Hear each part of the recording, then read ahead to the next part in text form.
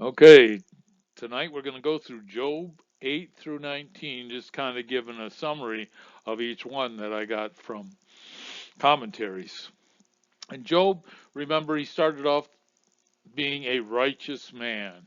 And then Satan wants to get involved, and God says, "Consider my servant Job." And then he takes away all his kids, and then have you considered my servant Job? And I think Job would, if he knew, he's like, "Don't consider me anymore, Lord." But anyway, he went through horrible times, and anyway, he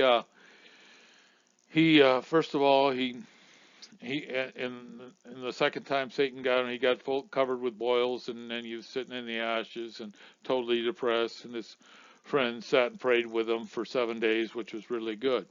And but then he starts having problems with his friends, and they start giving him a hard time, saying, "Hey, this was your fault, buddy." And anyway, I want to talk a little bit about what a Hebrew poetry is. It's saying something and then repeating it and repeating again, slightly different each time. And so that's what all these friends talk in poetry. And so that's why I like to do the summary and rather than that. So we went through this quote last week, and I don't know why I did it, but now I know why I did it. If you look at the world, you'll be distressed. If you look within, you'll be depressed. If you look at God, you'll be at rest. And that's Corrie ten Boom. And she went through a lot of problems during World War II, and spent time, and her whole family died. And anyway, she spent time in a work camp, and she survived. But anyway, Job's friends are not trying to help him get a look at the Lord. They're trying to get him to look within, and he's only going to make them depressed. And he responds by looking at them, and so he's going to be distressed. But as we go through this, you're going to see that he's going to start looking at the Lord, at God, um, more and more, and he's going to slowly be getting at rest, but it's going to be a long process. So, Job 8, Bildad, the Shuhamite, offers a harsh traditionalist critique of Job. The first one, Elihu, he gave basically what he saw of Job and gave his opinion of that. Now he's going to give you an idea from history, arguing that God is just and therefore Job's suffering must be due to a hidden sin. He advocates a strict retribution theology. Righteousness brings prosperity, wickedness brings punishment, implying Job's children died because of their sin, and urging Job to repent for restoration. And so he's getting them to look within again. Key themes and commentary on Job 8. Bildad's misapplied theology. Bildad appeals to the wisdom of the past, arguing that history shows God does not cast away the blameless.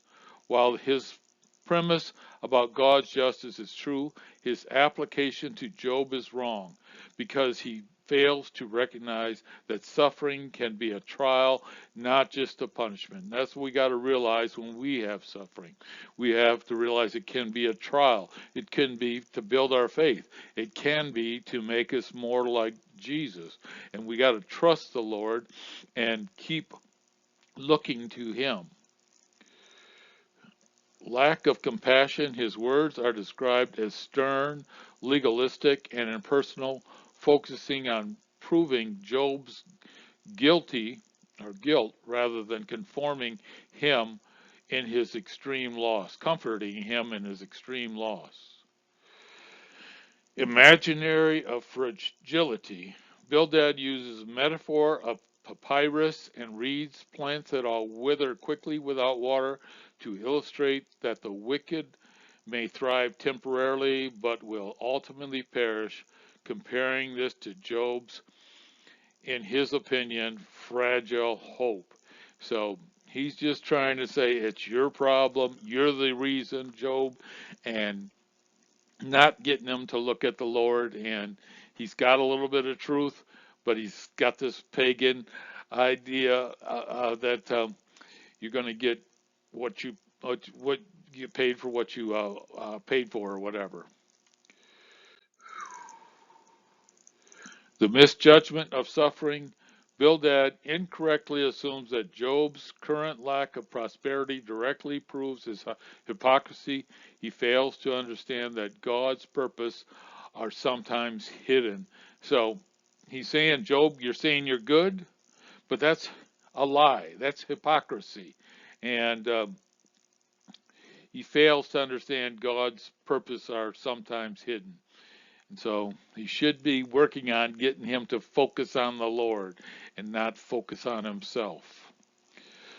A glimmer of truth amidst his accusation, Bildad expressed that if Job were truly pure, God would indeed restore him, which partially foreshadows the end of Job's story. And if you've been through Job before, you know he's going to get double of everything he had before, and God's going to bless him royally. But this is kind of a foreshadow of that. Bildad's speech serves as a warning against applying simplistic black and white theology to complex situations of human suffering. And I have a fellow who's going through tough times who I played golf with, and I've known him for at least 10 years. And anyway, if you look at him, you know what his problem is. He's 65 now, but he looks like he's been through heck, and so he had a drinking problem and smoking problem. But I just try to get him to focus on the Lord, and he's doing better. I don't give him a hard time. You shouldn't have drunk and you shouldn't have smoked, and he still tries to smoke sometime, although he's on 100% oxygen all the time. But keep encouraging them and getting them to focus on the Lord is key. In Job 9, Job responds to Bildad by acknowledging God's overwhelming power and holiness, yet despairs that a mere human can be righteous before him. So he's going to look at God's power and holiness, but he doesn't think anybody can be human before him, which is true. Job feels trapped by God's majesty, expressing the need for a mediator or daysman to bridge the gap, and argues that suffering does not prove wickedness. And so he's looking for this mediator. And he said somebody to kind of bridge the gap between God and I. And this is, though your beginnings were modest, later your days would flourish. Themes in Job 9. God's transcendent. God highlights God as the creator of the constellation, Bear, Orion, Pleiades, and the one who moves mountains and shakes the earth. So he's the one who's the creator of everything. The problem of righteousness. Job realized that even if he is righteous, he cannot answer God or prove himself innocent because God is too wise and powerful. He knows that no one can win a case against God, which is right. But he's kind of focusing on God. In despair and helplessness, Job feels overwhelmed by his suffering, believing God is crushing him without cause. He expressed that he cannot see or perceive God, yet he feels his immense and often destructive presence. Need for a mediator. That one slide I read before, I think that was going to this chapter, but a major theme is the longing for a daysman or arbiter who could lay hands on both God and man, highlighting a gap that only a mediator could fill.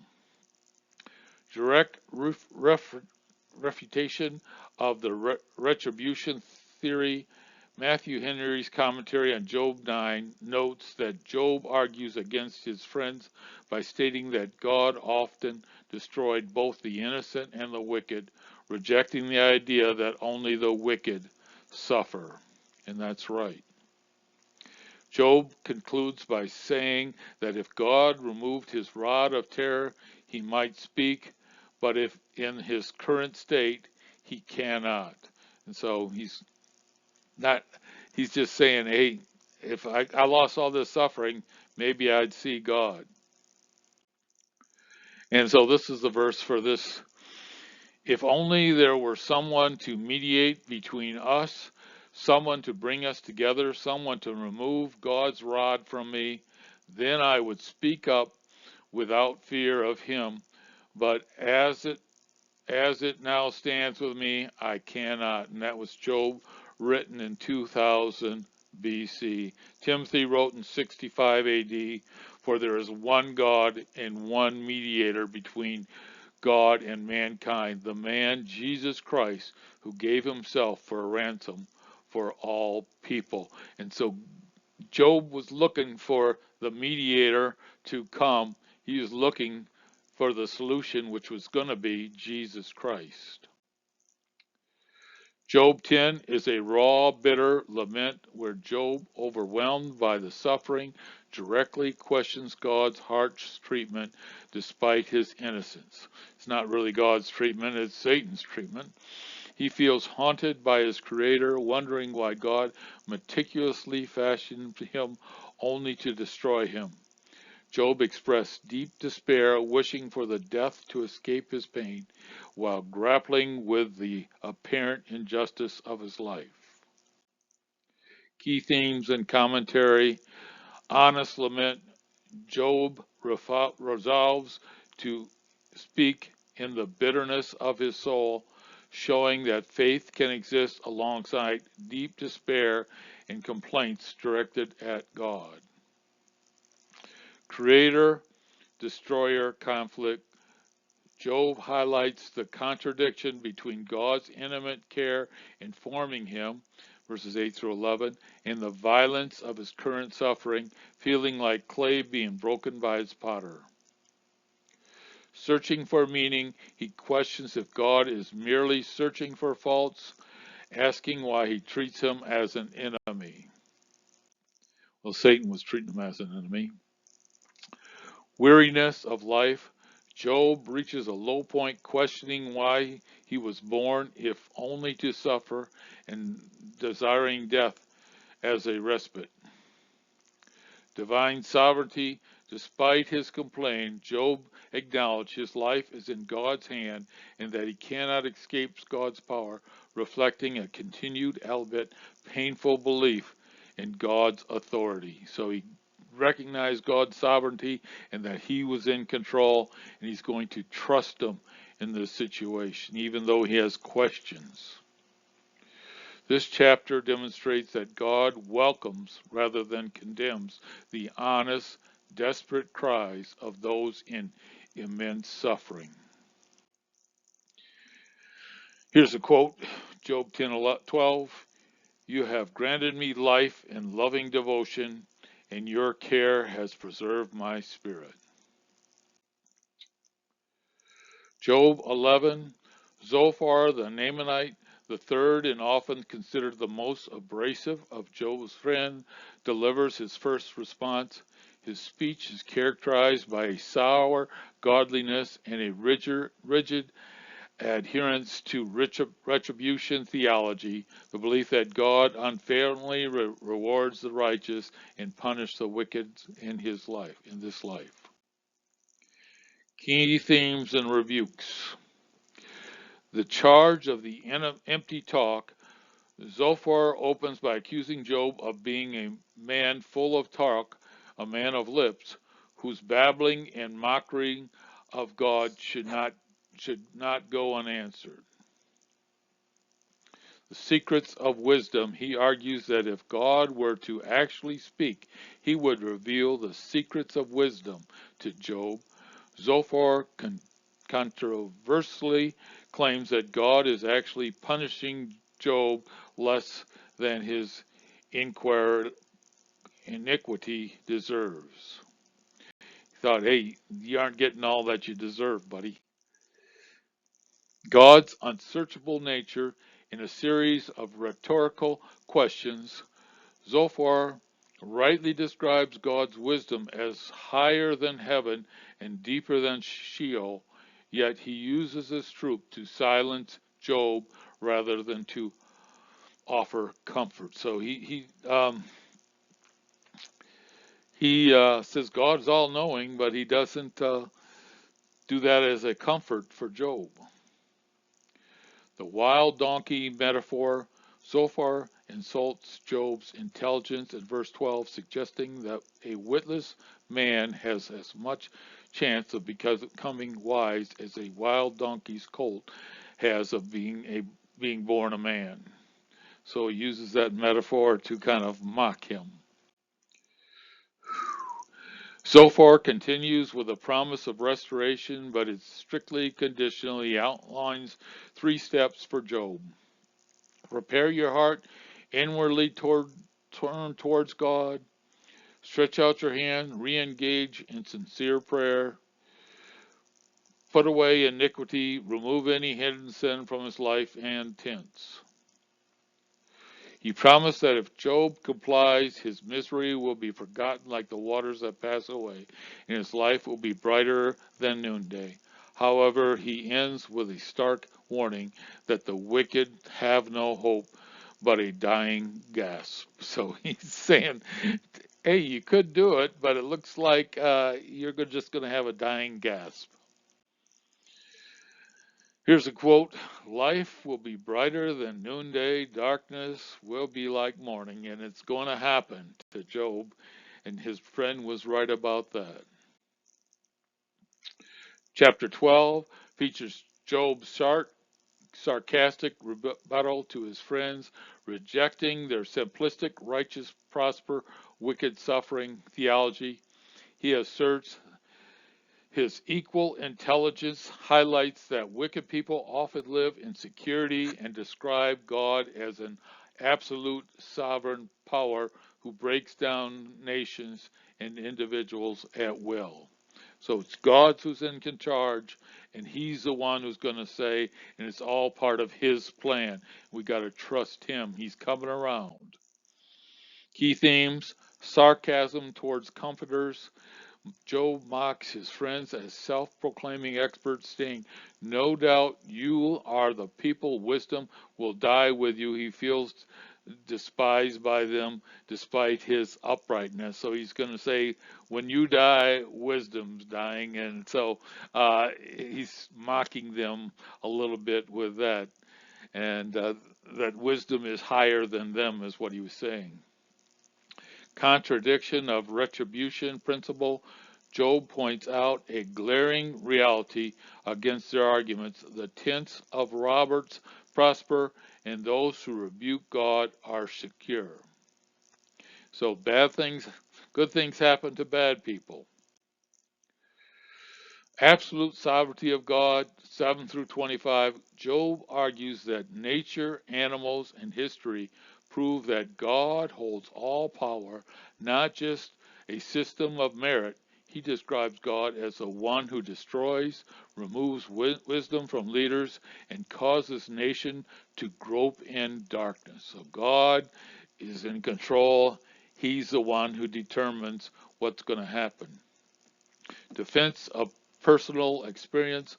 While his friends rely on traditional platitudes, Job relies on his observation and direct experience of suffering, insisting that his pain does not fit their formula.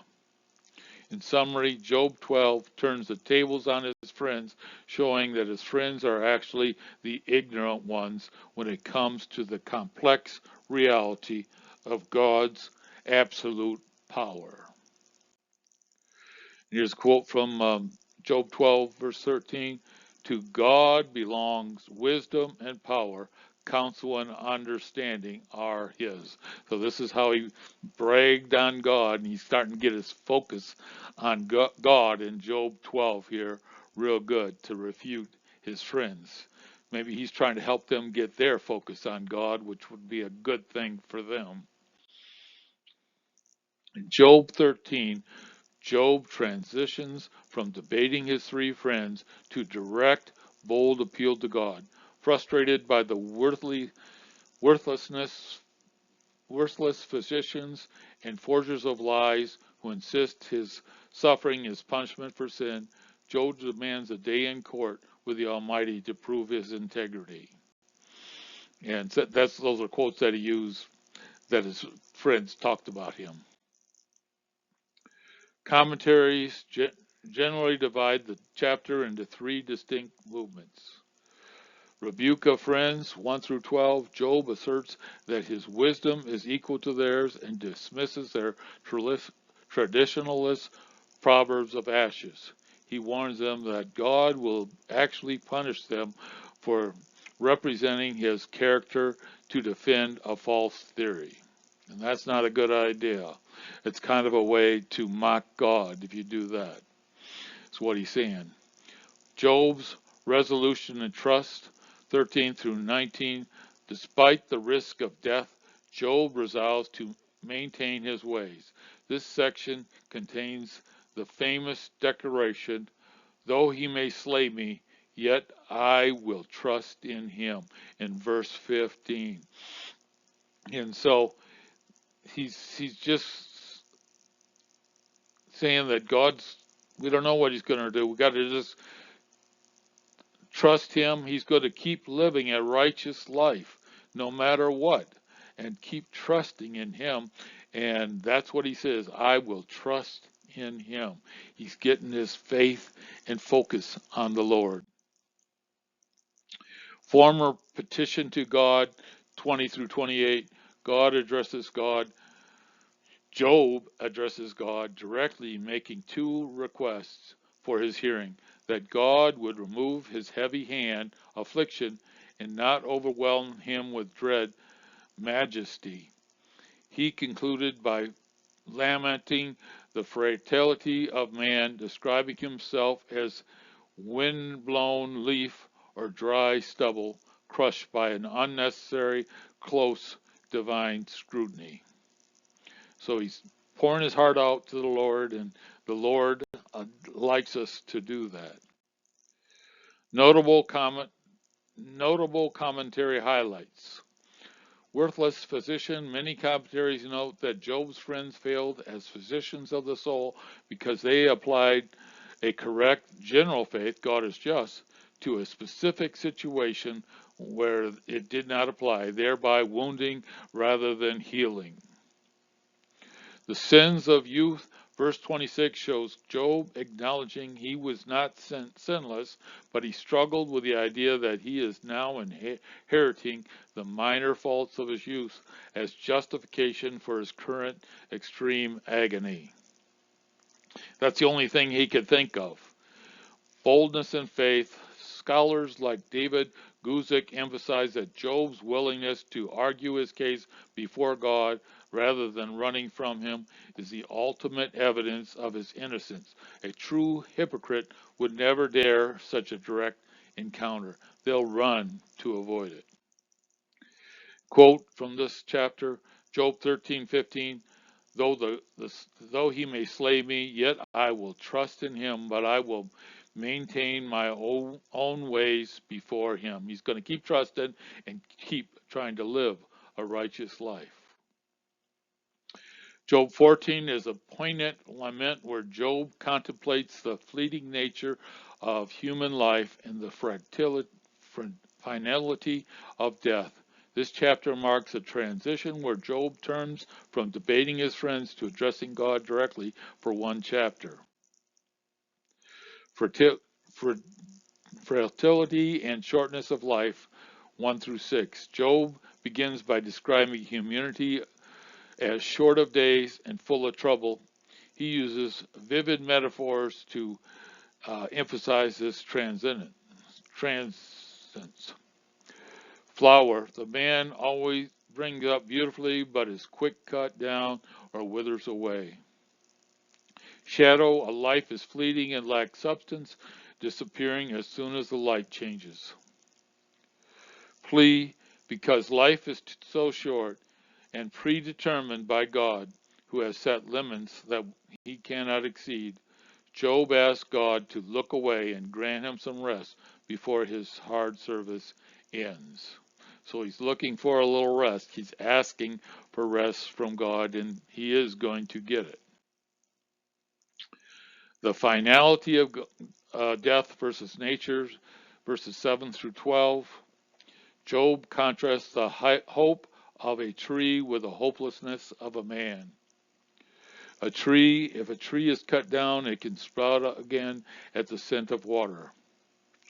Once a man dies and is laid low, he does not rise again. He is like a dried up riverbed in an evaporated sea. Sleep of death. Job views death as the deep sleep from which no one does not awake until heavens are no more. So he's kind of depressed here. Later on, he's going to talk about eternal life, life after death. But right now, he's saying, I'm afraid life is the end. Amidst his despair, Job entertains a daring wish. Hiding in Sheol, he asks God to hide him in the grave, Sheol, until his wrath passes, and then to remember him. So he wants to go and tell God, go in purgatory kind of, until God thinks he's okay. The great question, he asks the famous rhetorical question, if a man dies, shall he live again?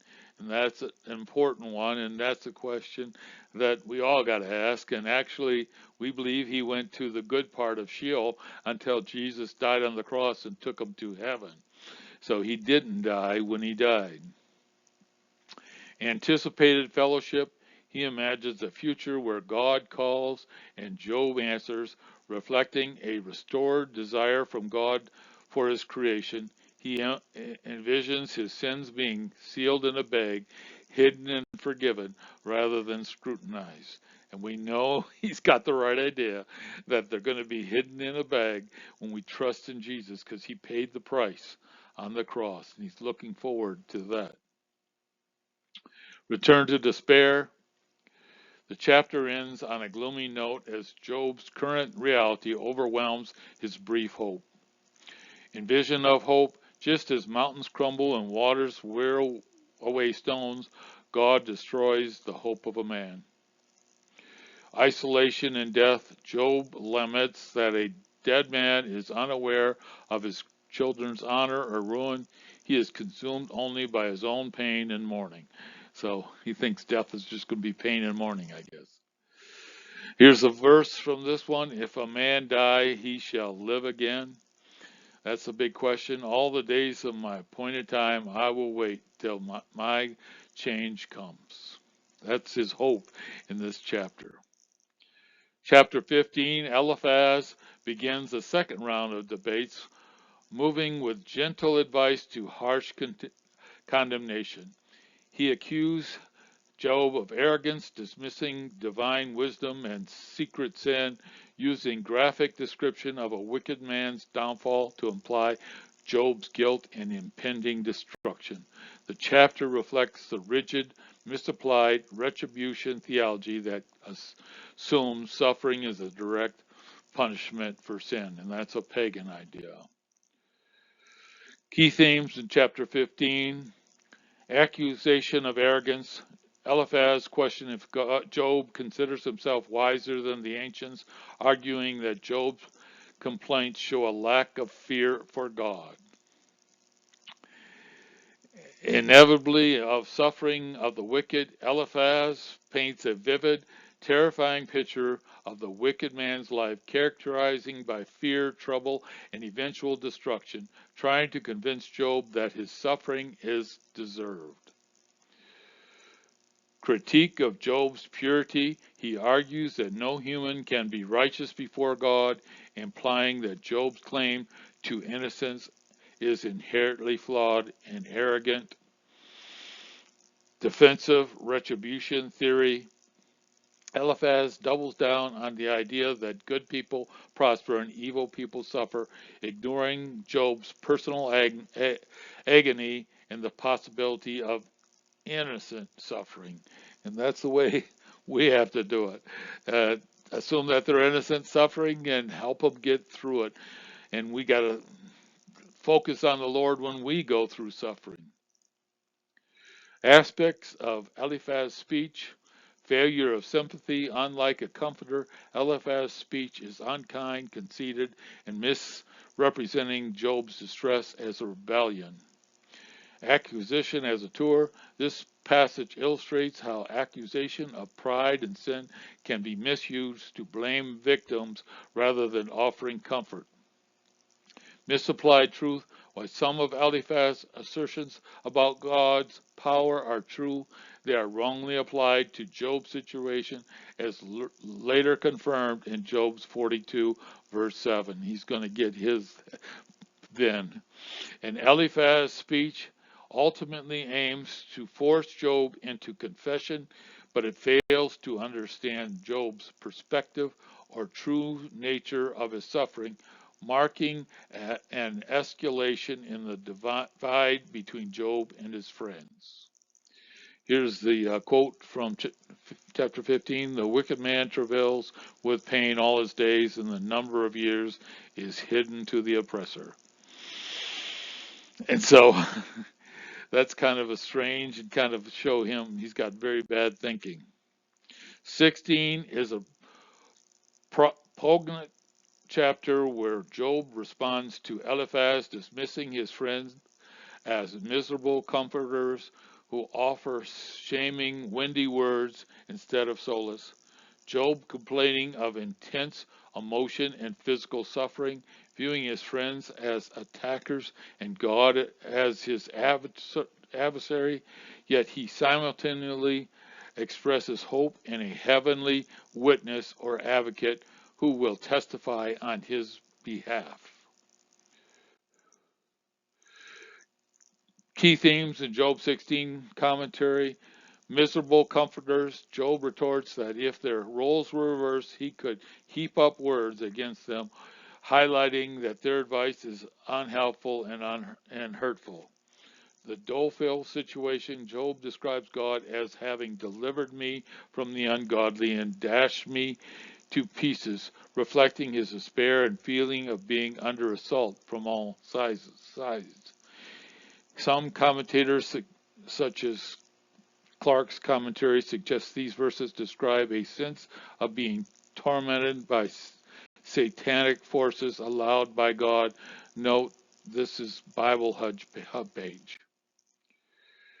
Heavenly witness, 17 through 22, despite his anger and anguish, Job declares, thy witness is in heaven.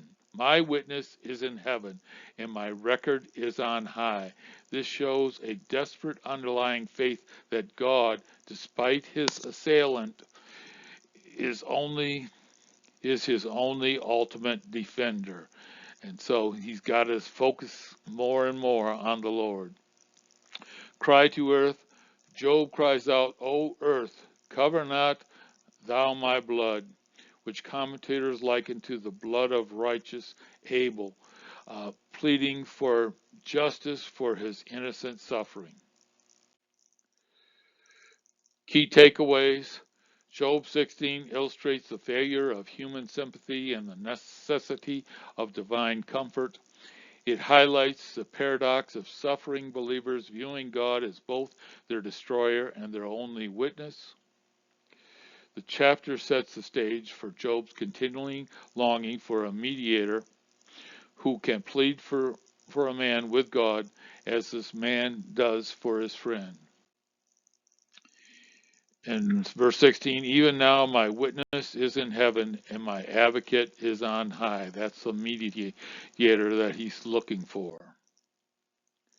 Job 17 captures a moment of deep despair as Job feels his life is ending, his spirit is broken, his breath is corrupt, while facing mockery from his companions. He appeals to God to be his defender against these false accusations, holding to his integrity despite intense suffering and approaching death that he thought. Key themes and commentary: despite the despair and impending death, Job feels his days are over, his hope is ruined, and the grave is his only remaining hope. He laments that his physical strength is gone and his reputation is ruined in the community. Betrayal by friends, Job expressed intense frustration with his companions, whom he calls mockers. Their judgmental, relentless accusations offer no real comfort, and Job regards them as lacking understanding. The appeal to God, feeling totally isolated, Job calls on God to be his pledge and to vindicate him, acknowledge that only God can stand in for him in the face of such adversity. Perseverance and integrity: despite his despair, Job resolves to hold fast to his righteousness.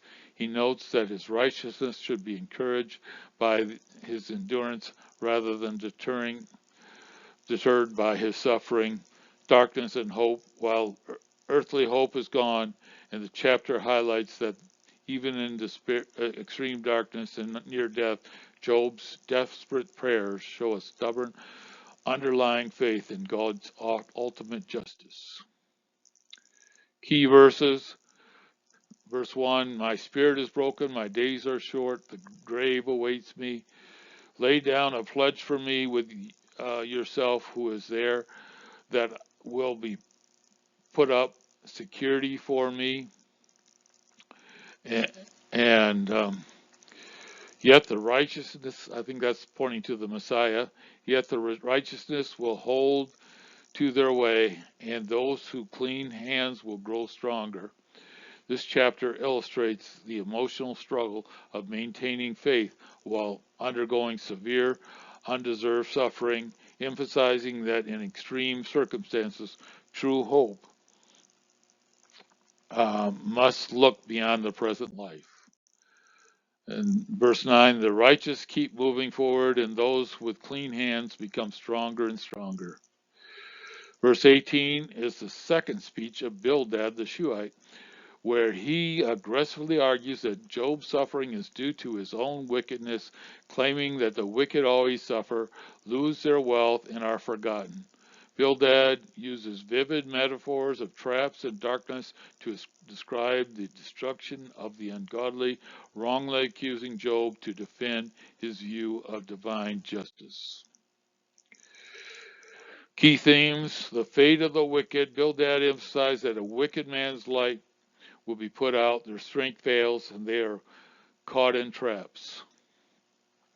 Accusation of sin. Bildad applies Job's suffering as a direct consequence of his hidden sins, acting as a miserable comforter. Defense of rigid justice. Bildad believes it is strict cause and effect relationship where God immediately punishes sinners, argues that Job's claim against Job's claim of innocence. So this is kind of prosperity gospel. It's a message against prosperity gospel that sometimes the righteous go through tough times. Theological misunderstanding. Bildad's speech highlights the inadequacy of blaming suffering and tiring on a personal sin as he incorrectly judges Job. Cinnamons related concept in the context of Job 18. Retribution, the belief that wickedness is always punished on earth. Condemnation, Bildad's harsh judgment, accusations against Job. Misery of ungodly, the main thing focusing on inevitable fall of the wicked. Divine punishment, the idea that suffering is brought upon oneself through sin. Job 18, verse 21, highlights a pivotal movement where Job's friends like Bildad becomes frustrated while Job seeks a redeemer to prove his innocence and despite his intense pain. And Surely such are the dwellings of the wicked, and this is a place of him who knows God. So I want to get through 19 today. I thought I would stop at 18, but it's a very pivotal chapter.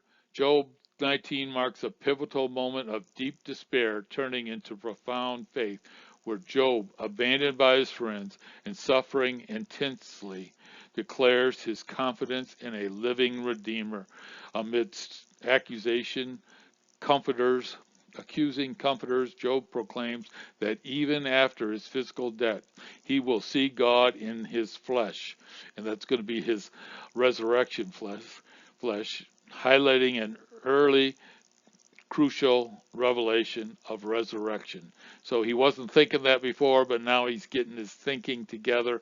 He's doing it not with the help of his friend, he's doing it with the help of the Lord, I believe.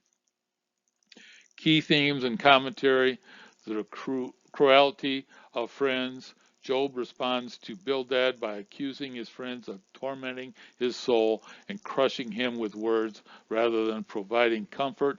He feels completely isolated, his family, servants, and acquaintances treating him as a stranger.